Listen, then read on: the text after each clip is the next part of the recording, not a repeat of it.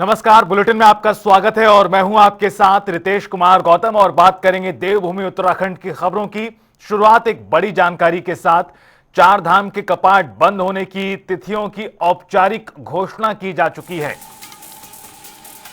श्री बद्रीनाथ धाम के कपाट अगले महीने 25 नवंबर को बंद किए जाएंगे पूरे विधि विधान के साथ।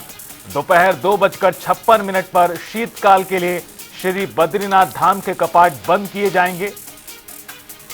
शीतकाल के लिए बंद होती है चार धाम यात्रा और इस दौरान काफी मौसम विपरीत हो जाता है। और आपको बता दें, श्री बद्रीनाथ धाम को लेकर ये जानकारी आई है। 23 अक्टूबर को श्री केदारनाथ धाम के कपाट भी बंद होंगे। 18 नवंबर को श्री मदमहेश्वर धाम के कपाट होंगे बंद। 6 नवंबर को तृतीय केदार तुंगनाथ धाम के कपाट बंद होंगे। शीतकाल में पंच केदार और चार धाम यात्रा पर विराम रहता है। धार्मिक परंपराओं के अनुसार कपाट बंद करने की तारीखें, तिथियां घोषित की गई हैं। तो चाहे पंच केदार की बात हो या बात चार धाम यात्रा की हो, सभी धामों को लेकर जो शीतकाल के लिए कुछ महीनों के लिए बंद रहती है यात्रा, उसको लेकर ही जानकारी सामने आई है कि चार धाम को लेकर किस तारीख को खास तौर पर ये अगले महीने तमाम कपाट बंद होने हैं धामों के। और इस खबर पर ज्यादा जानकारी देने के लिए हमारे सहयोगी यशराज आनंद फोन लाइन पर जुड़ चुके हैं। यशराज, इससे पहले गंगोत्री धाम और यमुनोत्री को लेकर जानकारी आई थी और अब जो केदारनाथ और बद्रीनाथ धाम है उसके भी कपाट बंद होने की तिथियां घोषित कर दी गई हैं। फिलहाल किस तरह की तैयारियां हैं शीतकाल के लिए स्थगित होने की यात्रा पर? जी बिल्कुल, मैं बताना चाह रहा हूँ कि विश्व प्रसिद्ध केदारनाथ और बद्रीनाथ धाम के कपाट शीतकाल के लिए कब बंद होंगे इस तिथि की घोषणा कर दी गई। वहीं यदि बात करें तो मंगलवार यानी 25 नवंबर को अपराह्न 2:56 पर श्री बद्री विशाल के कपाट बंद जाएंगे और वहीं कपाट बंद की प्रक्रिया के अंतर्गत 21 नवंबर से पंच पूजाएं शुरू हो जाएंगी। कुछ दिन पहले गंगोत्री यमुनोत्री धाम कपाट को बंद होने की मतलब भी घोषणाएं की गई। वहीं इस अवसर श्री बद्रीनाथ केदारनाथ मंदिर समिति के अध्यक्ष हेमंत द्विवेदी ने 2026 के भक्त हकूक धारी को पगड़ी भेंट की। सभी थोकों के पदाधिकारियों को भी सम्मानित किया। भंडारी थोक से मनीष भंडारी, मेहता थोक से महेंद्र सिंह मेहता एवं विवेक से अज कपी थोक से कुलभूषण पवार को पगड़ी भेंट की। और यदि केदारनाथ और यमुनोत्री धाम के कपाट 23 अक्टूबर को बंद होंगे, जबकि गंगोत्री धाम के कपाट दीपावली के अगले दिन बंद हो जाएंगे। वहीं गंगोत्री धाम के कपाट की बात करें तो गंगोत्री धाम के कपाट अन्नकूट गोवर्धन पूजा के अवसर पर 22 अक्टूबर को अभिजीत मुहूर्त में शीतकाल के लिए बंद हो रहे हैं। इसी तरीके से यदि बात की जाए तो द्वितीय केदार मद महेश्वर जी के कपाट 18 नवंबर और तृतीय केदार तुंगनाथ के कपाट 6 नवंबर शीतकाल हेतु बंद कर दिए जाएंगे। वहीं सर्दियों में भारी बर्फबारी और भीषण तकलीफ में रहने के कारण उच्च हिमालयी क्षेत्र में स्थित चारों धाम के कपाट को हर साल में के महीने में श्रद्धालुओं के लिए बंद कर दिया जाता है, जो अगले साल अप्रैल और मई के महीने में दोबारा खोला जाता है।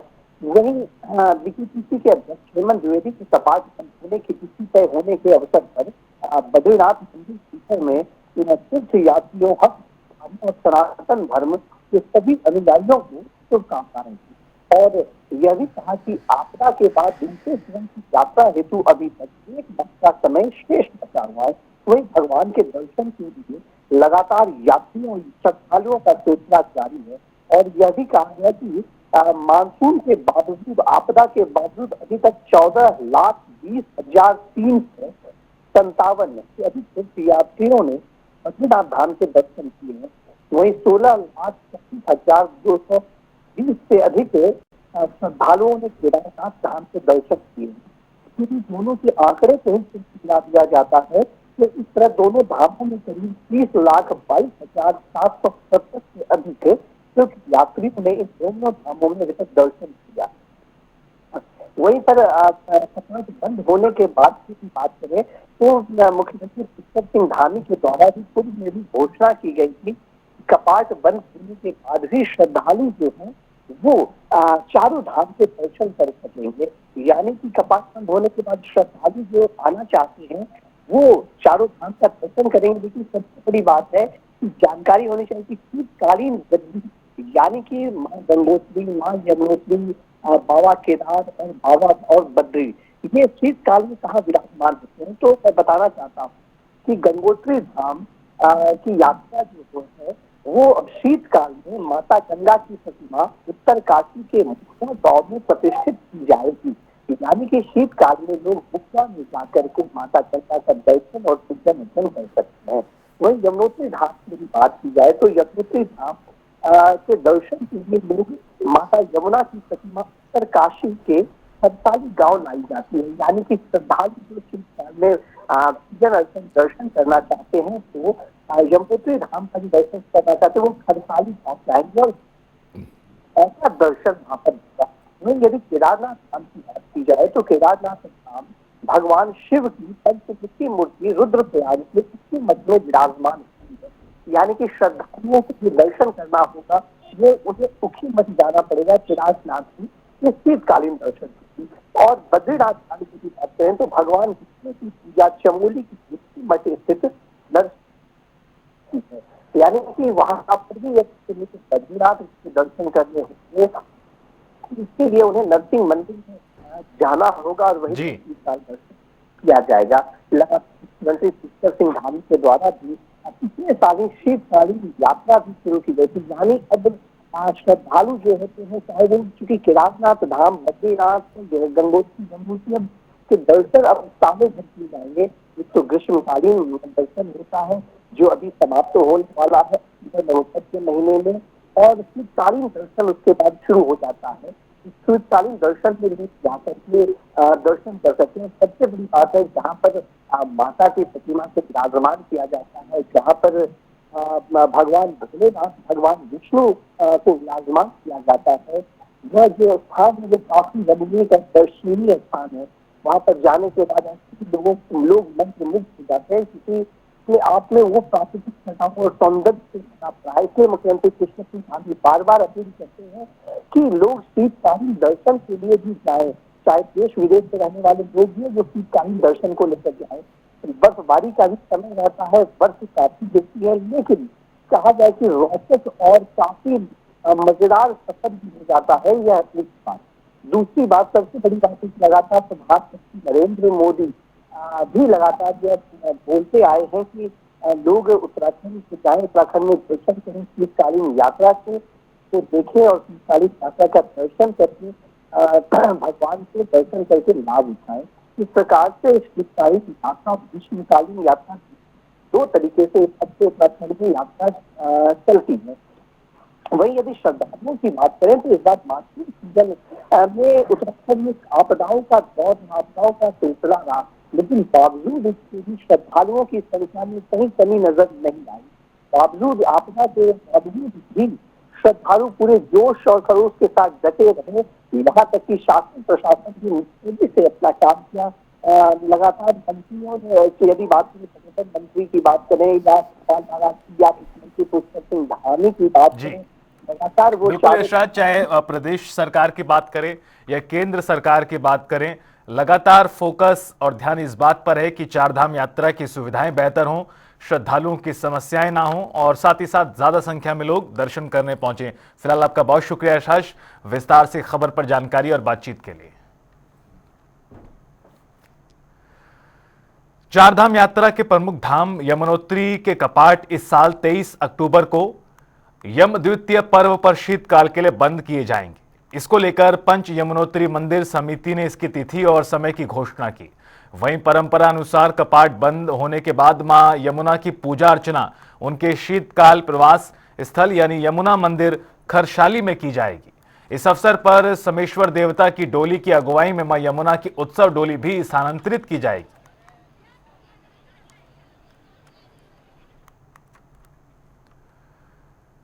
मुजफ्फरनगर के रामपुर तिराहा में उत्तराखंड राज्य आंदोलन के शहीदों की पुण्यतिथि पर स्मृति पर कार्यक्रम आयोजित किया गया। पुण्य स्मृति कार्यक्रम में मुख्यमंत्री पुष्कर सिंह धामी ने शहीद स्मारक पर पुष्पांजलि अर्पित की और उन्होंने रामपुरा तिराहा शहीद स्थल के रीडेवलपमेंट का मास्टर प्लान तैयार करने का भी ऐलान किया और संग्रहालय, कैंटीन, बस स्टॉपेज बनाए जाने की भी बात की।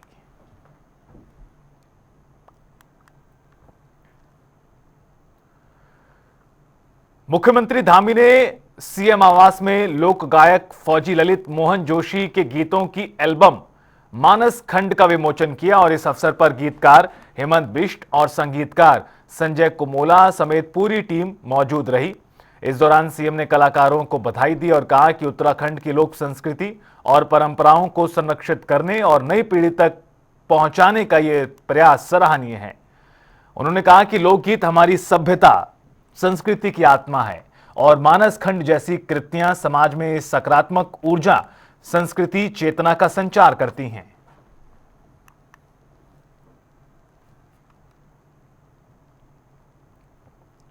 वहीं मुख्यमंत्री ने चंपावत में विकास के नए आयामों का ऐलान किया है। साथ ही उन्होंने कहा कि मल्टी स्टोरी पार्किंग और आईएसबीटी का निर्माण तेजी से जारी है।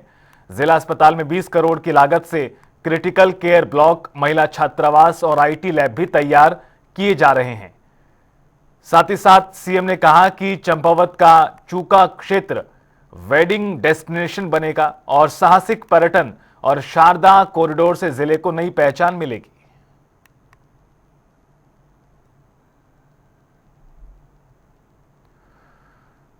नेता प्रतिपक्ष राहुल गांधी को गोली मारने की धमकी देने वाले केरल के बीजेपी नेता पिंटू के बयान को लेकर उत्तराखंड कांग्रेस सड़कों पर उतर आई और कांग्रेस प्रदेश के उपाध्यक्ष सूर्यकांत धस्माना ने गांधी पार्क में महात्मा गांधी की प्रतिमा के सामने कांग्रेसजनों के साथ धरना दिया। इस पर बीजेपी महामंत्री कुंदन परिहार ने कांग्रेस पर तंज कसा और कहा, इस प्रकार के शब्द कांग्रेस खुद गढ़ती है। उन्होंने स्पष्ट किया कि बीजेपी लोकतांत्रिक पार्टी है और उसका किसी के साथ दुर्व्यवहार नहीं। देखिए, कांग्रेस अपने आप इन शब्दों को गढ़ती है और भारतीय जनता पार्टी का इससे कुछ लेना देना नहीं है। हम एक लोकतांत्रिक पार्टी हैं और उसी आधार पर हम चलने वाले हैं। कांग्रेस क्या कहती है, क्या नहीं कहती है, वो कांग्रेस जाने, लेकिन हम भारतीय जनता पार्टी सभी को एक जो राजनीतिक हमारा जो संवाद है, वो संवाद सभी के साथ हमारा स्थापित रहता है। वो अन्य विपक्षी पार्टियां हों, उसके साथ भी हमारा कोई ऐसा दुर्व्यवहार नहीं रहता है। हम इस देश में सभी लोकतांत्रिक पार्टियां हैं, उसी आधार पर हम अपना निर्णय करते हैं। भारतीय जनता पार्टी के प्रदेश मीडिया प्रभारी मनवीर चौहान के लगातार तीसरी बार इस पद की जिम्मेदारी मिली है, जिसके बाद वो पहली बार चिन्याली सौड़ आगमन पर उनका स्वागत किया गया। कार्यकर्ताओं के जोश और उत्साह को देखकर चौहान मंत्रमुग्ध हो गए। उन्होंने कहा कि 2027 के चुनाव में मुख्यमंत्री धामी के नेतृत्व में बीजेपी 70 विधानसभा सीटों में जीत की लहर फैलाएगी।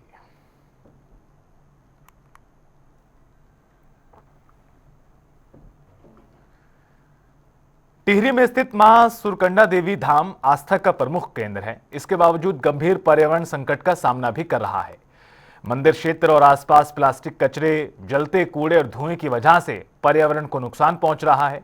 ऐसे में लोगों का कहना है कि संग्रहण वाहन नहीं आते जिससे कूड़ा इकट्ठा किया जाए और हालात बिगड़ रहे हैं। मांग की है लोगों ने कि क्षेत्र को प्लास्टिक मुक्त जोन बनाया जाए। मैं आज से 10 साल पहले भी आया हूँ सुरकंडा, आज भी आ रहा हूँ सुरकंडा। मेरे तो घर के बहुत नज़दीक है और हम टिहरी वालों के तो यही देवी मानी जाती है। पहले हम इसे बोल सकते थे बिल्कुल धार्मिक स्थल था, पर अब धार्मिक के साथ ये पर्यटक स्थल भी बन चुका है। अब यहाँ धार्मिक से ज़्यादा लोग घूमने के कारण आते हैं, जिस कारण से हमें गंदगी बढ़ रही है। ये बोल सकते हैं आप लोगों को बहुत रोज़गार मिला है, पर रोज़गार के साथ यहाँ बहुत कुछ बदलाव भी दे सकते हो आप। पहले अगर आप आज से बहुत साल पहले की फ़ोटो उठा के देखोगे तो ये ऐसा कुछ नहीं था जैसे अब बन चुका है यहाँ, और अब बहुत कुछ चेंज हो चुका है। तो देखिए, बेसिकली गांव के लोगों के लिए अच्छा भी हुआ है कि उन्हें वो मिला है रोज़गार, पर बाहर वालों को ये भी रखना चाहिए कि हम आ रहे हैं तो थोड़ा सफाई का भी ध्यान बहुत रखा जाए, क्योंकि हम सिर्फ पर्यटक घूमने नहीं आ रहे हैं, ये थोड़ा धार्मिक स्थलों के लिए भी मानी जाती है बहुत।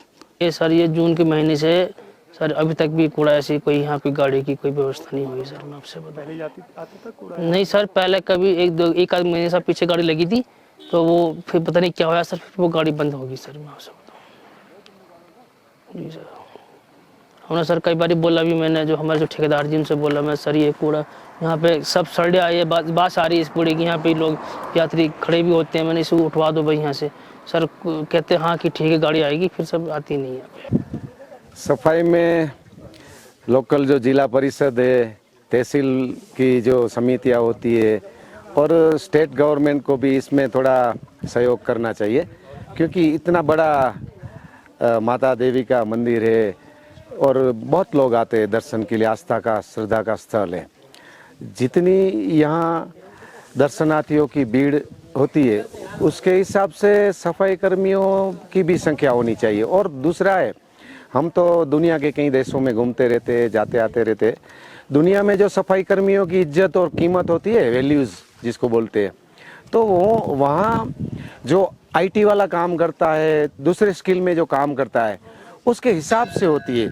यहाँ हमारे पास सफाई कर्मचारी को 4-5 हज़ार रुपया में काम करवा लेते हैं और वो बेचारा, उसका बच्चा होगा, बेरी होगा, उसका जो परिवार होगा, कैसे पालन होगा। सफाई कर्मचारी को भी पूरा वेतन मिलना चाहिए, उसकी भी कीमत होनी चाहिए, तो इस देश में सफाई अभियान भी अच्छा चलेगा, सफाई भी रहेगी और उसको भी रिस्पॉन्सिबिलिटी के साथ काम करेंगे सफाई कर्मचारी। हरिद्वार के ऋषिकुल आयुर्वेद कॉलेज में आयुर्वेद और पंचकर्म चिकित्सा पर आयोजित 2 दिवसीय सेमिनार का समापन हो गया। समापन समारोह में हरिद्वार के विधायक मदन कौशिक और रानीपुर विधायक आदेश चौहान ने शिरकत की। सम्मेलन में देश भर के सैकड़ों शोधार्थी, वैज्ञानिक और शिक्षक शामिल हुए। इस विषय पर चर्चा हुई कि पंचकर्म के क्षेत्र में जो असाध्य कोटि की व्याधियाँ हैं जिन पर पंचकर्म चिकित्सा बहुत प्रभावी ढंग से काम करती है, उसका डॉक्यूमेंटेशन किया जाए।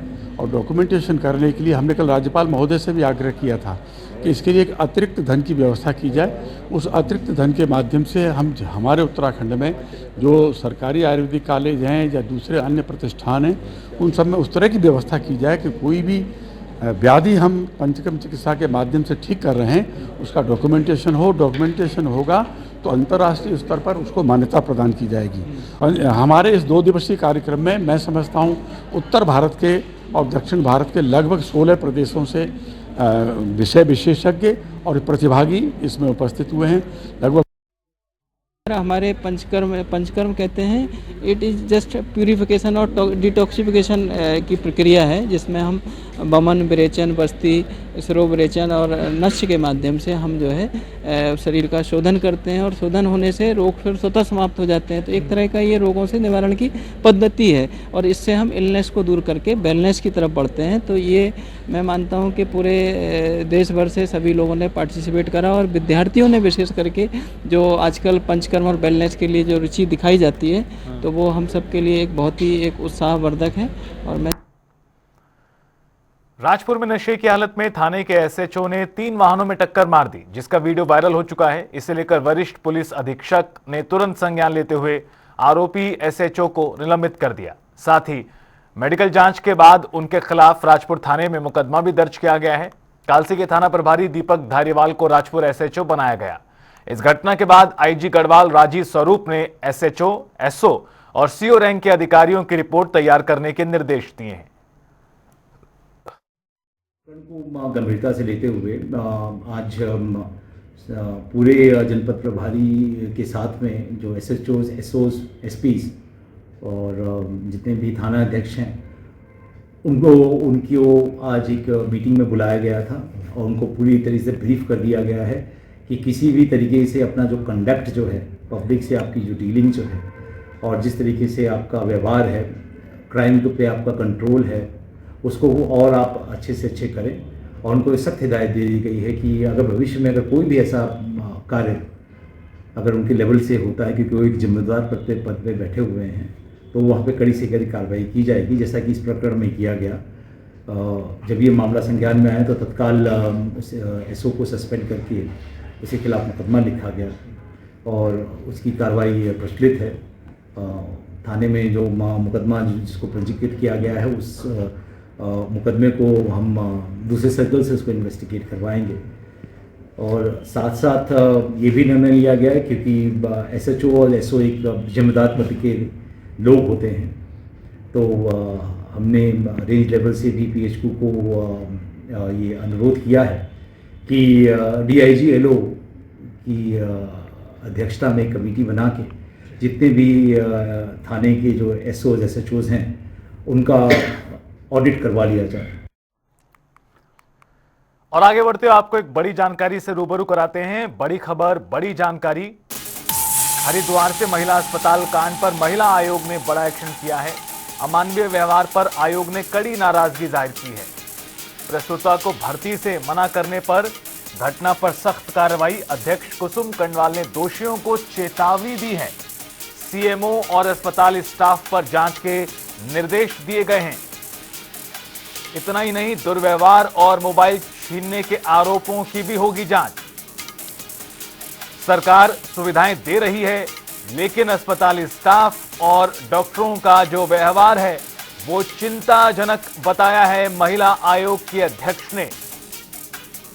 सरकार सुविधाएं दे रही, लेकिन डॉक्टरों का रवैया चिंताजनक। महिला आयोग ने ये सख्त टिप्पणी की है। एक तरह से हरिद्वार से ये बड़ा मामला जिसको लेकर महिला आयोग ने सख्त रवैया अपनाया है और चेतावनी दी है। साथ ही साथ जांच के निर्देश भी इस पूरे मामले में दिए गए हैं।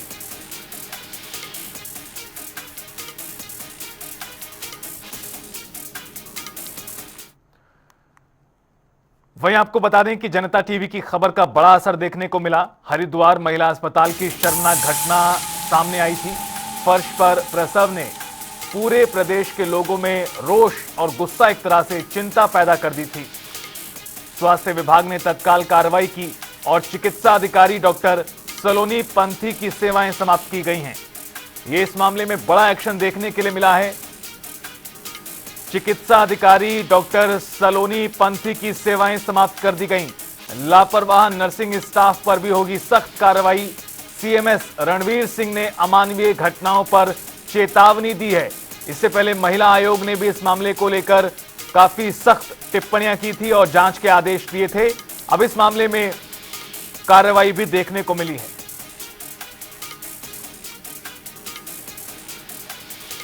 और हरिद्वार से हमारे संवाददाता हर्ष सैनी फोन लाइन पर जुड़ गए हैं और ज्यादा जानकारी के लिए इस मामले पर। हर्ष, जब ये मामला सामने आया था अस्पताल का, हरिद्वार से प्रसव जो फर्श पर आया, उसके बाद लोगों में चिंताएं पैदा हुई, लोग आक्रोशित नजर आए। सवाल उठा कि भाई कार्रवाई क्यों नहीं हो रही है। अब बताया जा रहा है कि कार्रवाई हुई है। इस मामले में चिकित्सा अधिकारी को सस्पेंड किया गया, सेवाएं समाप्त की गई हैं। जी बिल्कुल, आपको बता दें ये घटना हरिद्वार के महिला अस्पताल से सामने आई है, जहां एक गर्भवती महिला के साथ अस्पताल का अमानवीय व्यवहार देखने को मिला है। मजदूर की पत्नी दर्द से परेशान थी, पर अस्पताल कर्मचारियों को इस पर जरा भी तरस नहीं आया और मानवता शर्मसार होती रही। वहीं अगर परिजनों की बात करें तो परिजनों ने आरोप लगाया है कि डॉक्टर पर, जो ड्यूटी पर जो तैनात डॉक्टर सलोनी बताई जा रही है, उस पर यह आरोप था कि गर्भवती महिला को इन्होंने बाहर निकाला और ये कहा कि डिलीवरी नहीं होगी और महिला को बेसहारा छोड़ दिया। वहीं परिजनों का यह भी आरोप है कि अस्पताल स्टाफ ने भी मदद करने से इनकार कर दिया और यहां तक कह दिया कि 13 मरीज है, सफाई तू कर।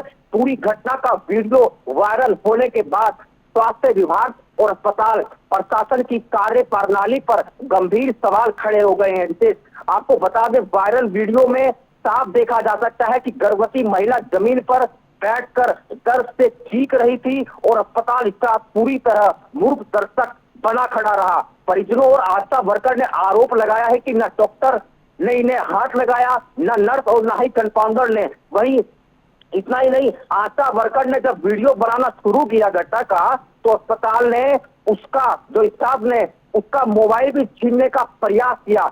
यह वीडियो जब सोशल मीडिया पर तेजी से वायरल हुई तो पूरे हरिद्वार में हड़कंप मच गया और लोगों का आक्रोश सोशल मीडिया से लेकर सड़कों तक फूट पड़ा।